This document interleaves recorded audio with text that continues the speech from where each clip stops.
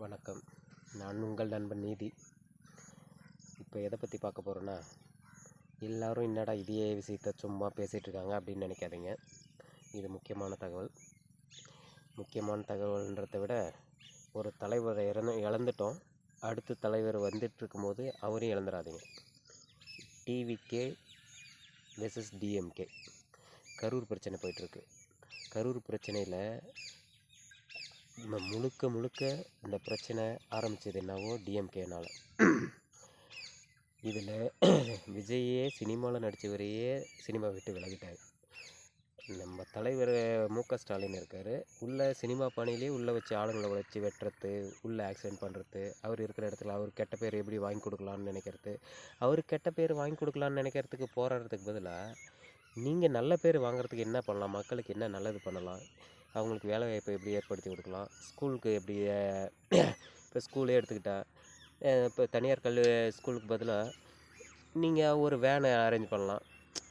ஏன்னா இங்கே இப்போ பேரண்ட்ஸ் என்ன நினைக்கிறாங்க, நம்ம குழந்தைங்க பாதுகாப்பாக போய் வருமா, கவர்மெண்ட் ஸ்கூலுக்கு அனுப்புனா இங்கே போவாங்க அங்கே போவாங்க சேஃப்டி இல்லை அப்படின்னு. ஊருக்கு ஒரு பஸ் அரேஞ்ச் பண்ணுங்கள், ஒரு வேனை அங்கேருந்து அரேஞ்ச் பண்ணுங்கள். எல்லா எலிமெண்ட்ரிலேருந்து ஹையர் செகண்டரி வரையும் அந்த எங்கே ஸ்கூல் இருக்குதோ அங்கே ட்ராப் பண்ணட்டும், பிக்கப் பண்ணிட்டோம். இந்த வேன் ஃபீஸை நீங்கள் கலெக்ட் பண்ணிக்கோங்க. கவர்மெண்ட்டுக்கு லாஸ் ஆகிற மாதிரி இருந்துச்சுன்னா ஸ்கூல் இந்த மாதிரி ஒவ்வொரு விஷயமா நீங்கள் நல்லது பண்ணுறதை பற்றி யோசிக்கலாம். அதை விட்டுட்டு அவரை அடிக்கலாம். ஏன்னா 23 விதிமுறைகளை போட்டாங்க. 23 விதிமுறைகளை மற்ற கட்சிக்கு உங்களால் போட முடியுமா? பிஜேபிக்கு போட முடியுமா? இல்லை எதிர்கட்சி தலைவர் நம்ம எடப்பாடியாருக்கு அந்த விதிமுறைகளை போட்டிங்களா? போடலை. இப்போ இவருக்கு ஸ்பெசிஃபிக்காக போடுறீங்கன்னா என்ன காரணம்? இவர் கூட்டத்தை பார்த்தோ இது பார்த்தோ இவருக்கு எப்படியா இருந்தாலும் மேலே வந்துடுவாங்க, நம்மளை ஓரம் கட்டிடுவாங்க, இவங்களை வளர விடக்கூடாதுன்றது முழுக்க உங்கள் திங்கிங்கில் போயிடுச்சு. அதுக்கு பதிலாக நீங்கள் என்ன மக்களுக்கு நல்லது பண்ணணும், இதை பண்ணணும்னு நீங்கள் யோசிங்க. யோசித்து நல்லது பண்ணாவே உங்கள் கட்சியை தக்க வச்சுக்கலாம். நீ உடனே டிவி கேட்க சப்போர்ட் பண்ணுறான், இவன் விஜயோட ரசிகன், இவன் விஜய் ஃபேனு அப்படின்லாம் எதுவும் நினைக்காதீங்க. நான் பொதுவான கருத்தை தெரிவிக்கிறேன். நான் ஆக்சுவலாக Ajith sir fan. Ajith sir ஃபேனுன்னு சொன்னதுக்கப்புறம் இன்னொரு விஷயம் ஞாபகம் வருது. ஒரு 2 பேர் யூடியூப் சேனலில் நான் அஜித் சார் ஃபேனு எவனு சொல்லிக்கிட்டு விஜய் சார் எல்லா விஷயத்துக்கும் ட்ரோல் பண்ணுறானுங்க. இது இப்படி, இந்த தலைவர் இப்படி, இங்கே இவர் போனார், அங்கே அவர் போனார், எல்லாத்துக்கும் அவரை மட்டம் தட்டுறதே ஒரு வேலையை வச்சுருக்காங்க. நீ யாரோட கைக்குள்ளியாக இரு, இல்லை உனக்கு விஜய் சாரை பர்சனலாக பிடிக்காதுன்னா அது வேறு. நான் அஜித் சார் ஃபேன் தான், இருந்தாலும் ஒரு நல்ல தலைவர் வந்தால் வரவேற்கணும். இப்படி பண்ணி தான் விஜயகாந்த் சாரை கட்சி ஆளுங்களே அடிக்கிறான், இப்படி பண்ணுறாரு. குடிச்சிட்டு மேடைக்கு வராரு, அவருக்கு தைராய்டு பிரச்சனை, தொண்டையிலே தான் பேசுவார். அவர் குடித்தார், இல்லைன்னு சொல்லலை, ஸ்டார்டிங்கில் குடித்தார். கட்சிக்கு வந்ததுக்கப்புறம் ஃபுல்லாக ஸ்டார்டிங்கில் கொஞ்சமாக நிப்பாட்டினார், அப்புறம் ஃபுல்லாக ஸ்டாப் பண்ணிட்டார். தைராய்டுனால ஒரு தொண்டை ஒரு மாதிரி கரகரன்னு பேச ஆரம்பித்தார். சொந்த கட்சி ஆளுங்களே அடிக்கிறார். அடித்தா என்ன? ஒரு நியாயமாக இருக்கிற மனுஷன் சொந்த கட்சி என்ன, ஏன் உங்கள் வீட்டில் உங்கள் பசங்களோ இல்லை வேறு ஆளுங்களோ உங்களுக்குள்ளே தப்பான கருத்தை தெரிவிக்கும் போது இல்லை சண்டை வரும்போது உங்கள் வீட்டில் சண்டை போட்டதே இல்லையா? அடித்தா என்ன? சொந்த கட்சியை அடிக்கிறாரு, இதை அடிக்கிறாருன்னு வச்சு ஒரு பெரிய கட்சியில் இருந்தவங்க தலைவர் முன்னாள் முதலமைச்சர் ஒரு 4 அல்லக்கை கட்சிகளை வச்சு கூட்டணி வைக்க சொன்னாங்க. கூட்டணி வச்சு விஜயகாந்த் சார் அவர் எல்லாமே பண்ணிட்டாங்க. அவருக்கு அதுக்கப்புறம் உடல்நலக்குறைவு ஏற்பட்டு இப்போ சுத்தமாக நம்ம சொர்க்கம் போய் சேர்ந்துட்டார். இப்போ அவரை பற்றி யோசிக்காத ஒரு ஆளுங்க கூட கிடையாது. அவர் இப்போ மகான், அவர் மாதிரி மனுஷன் இனி உலகத்தில் பிறப்பானா, ஆஹா ஓஹோ, இதெல்லாம் ஏன் இப்போ சொல்கிறீங்க? அப்போது எந்த டேஷாவது ஒருத்தராவது ஓட்டு போட்டிங்களா? ஏன் போடல? அப்போ மீடியாவில் முழுக்க அவரை பற்றி தப்பான கருத்தை தெரிவித்து அவர் இப்படியே எல்லாம் சொல்லி பெட்டியாக ஒரு இன்னொரு கட்சிங்களுக்கு காசை கொடுத்து இவரை பற்றி தப்பாக பேசுகிறது, அவரை பற்றி தப்பாக பேசுகிறது எல்லாமே இது பண்ணார். அவர் மாற்று கருத்து, அவர் ஏதாவது ஒரு தப்பான விஷயம், இவங்க இவ்வளோ பேசுனாங்களே, நம்ம விஜயகாந்த் ஐயா யாராவது தப்பாக பேசியிருக்காரா லாஸ்ட் வரையும்? அவர் சாகிற வரையுமே ஏதாவது இவங்க என்ன இப்படி பேசுனாங்க, நான் அவங்கள சும்மா விட மாட்டேன், இப்படி பண்ண மாட்டேன்னு பண்ணாரா? பண்ணலை. இன்றைக்கி அவர் எப்படி கொண்டாடுறாங்க யோசிச்சு பாருங்கள் முதலமைச்சர் ஐயா. அந்த மாதிரி ட்ரோல் பண்ணுறவங்கள தப்பாக பார்க்காதீங்க. இது விஜயகாந்த் சாருக்கு ஒரு டைம் சிஎம் ஆயிருந்தா நம்ம தமிழ்நாடு இருக்கிற லெவலே வேறு. ஆக விட்டிங்களா? விடலை. அவர் உடல்நிலை குறைவு கூட எப்படி ஆச்சுன்னு கூட தெரியல. திடீர்னு நல்லா இருந்தார், திடீர்னு அப்படியே உடம்பு ஃபுல்லாக டவுன் ஆகிட்டு ஃபாரினில் ட்ரீட்மெண்ட் எடுத்திருந்தார்.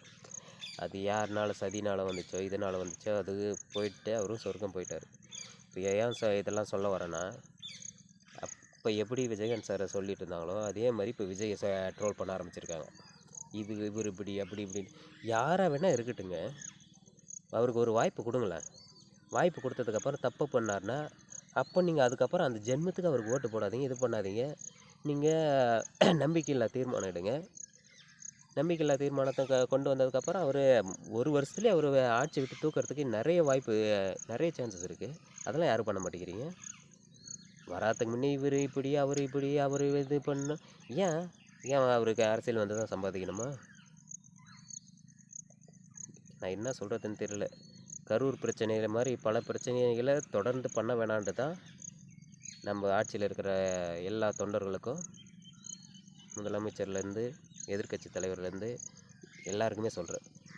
10 கட்சி இல்லை 20 கட்சி கூட வரட்டும் தமிழ்நாட்டில். உங்களால் என்ன பெஸ்ட்டை கொடுக்க முடியுமோ நீங்கள் கொடுத்தீங்கன்னா நீங்கள் தான் ஆட்சி பிடிக்க முடியும். இப்போ உங்கள் 2 கட்சினால் அவர் நல்லது பண்ணவே வந்ததாக இருக்கட்டும், இல்லை கெட்டது பண்ணதாக வந்ததாக இருக்கட்டும், அதை நீங்கள் பர்சனலாக பேசி கூட தீர்த்துருக்கலாம். அது பண்ணதுனால இப்போ 30 குடும்பத்தோட லைஃபு அப்படியே தொங்கிக்கிட்டு இருக்குது அந்தரத்தில். இதுக்கு காரணம் யார்? அந்த உயிரை திருப்பி கொடுக்க முடியுமா? இல்லை எனக்கு கட்சியே வேணான்ட்டு விஜய் கூட விளையிறாருன்னு கூட வச்சுக்கலாம். இப்போ உங்களால் அந்த உயிரை திருப்பி கொடுக்க முடியுமா? ஏன் இப்படி பண்ணுறீங்க? தயவு செஞ்சு மக்களாகிய நீங்கள் புரிஞ்சுக்குங்க. இன்னொரு விஜயகாந்தை இழக்காதீங்க தயவு செஞ்சு. விஜயகாந்த் போனதுக்கப்புறம் ஐயோ அவர் போயிட்டார் மகான்னு சொர்க்கம், இனிமேல் அந்த இந்தியாவில் தமிழ்நாட்டில் அவரை பார்க்க முடியாது, அந்த மாதிரி ஒரு ஆளை பார்க்க முடியாதுன்றதை விட இருக்கிறவங்கள யார் நல்லது பண்ண வராங்களோ அவங்கள நம்பி ஓட்டு போடுங்க தயவு செஞ்சு. காசு கொடுக்குறாங்க, இது கொடுக்குறாங்க, காசு வாங்காதீங்க இப்படின்னு வாங்க. என்னோட தனிப்பட்ட கருத்து என்னன்னா, எவன் காசு கொடுக்குறானோ வாங்கிக்கோங்க. உங்களால் முடிகிற வரையும் அவங்ககிட்ட வாங்குங்க.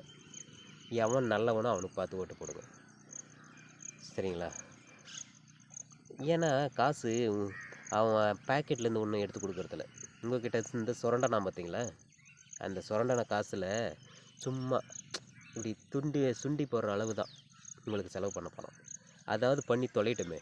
கடைசியில் அவன் கையில் 5 வருஷமாக பண்ணாததுக்கு எலெக்ஷன் டைமாவது, அதாவது ஒரு நாளுக்கு ஏதாவது உங்கள் வீட்டில் அடுப்பு எறிடுமே. நீங்கள் காசு வாங்கிட்டு காசு வாங்கலை எனக்கு வேணாம் நீ போனா மட்டும் அவன் தெரிஞ்சிட போகிறானா? திறந்த மாட்டான். வந்தது வரையும் இன்னும் லாபம்னா இன்னும் பெட்டியில் போய் தான் அடுக்குவான், இன்னும் சுவிஸ் பேங்க்கில் தான் போட்டுட்ருப்பான். அதுக்கு என்ன சொல்கிறேன்னா, உங்களால் முடிஞ்ச வரையும் வாங்குங்க. இது என்னோடய தனிப்பட்ட கருத்து. என்ன இப்படி சொல்கிறான்னு நினைக்காதீங்க. உங்களால் முடிஞ்ச வரையும் வாங்குங்க. வாங்கிட்டு அவனுக்கே ஓட்டு போடணும்னு நினைக்காதீங்க. ஐயோ காசு வாங்கிட்டுமே இது வாங்கிட்டுமேனு. ஏன்னா இவன் 10 சத்தியம் 100 சத்தியம் பண்ணிவிட்டு இந்த திருட்டு பசங்க நான் இதை பண்ணுறேன் அதை பண்ணுறேன்ட்டு கடைசியில் பண்ணுறதில்ல. அதுக்கு நம்ம ஒரே ஒரு டைம் போய் சொல்லிட்டு நம்ம போயிடலாமே. 100 சத்தியம் பண்ணுறதுக்கு பதிலாக ஒரே டைம் நான் ஆமாம் உங்களுக்கு ஓட்டு போடுறேன்னு சொல்லிட்டு போடாதீங்க. நல்லவனை பார்த்து ஓட்டு போடுங்க. நன்றி.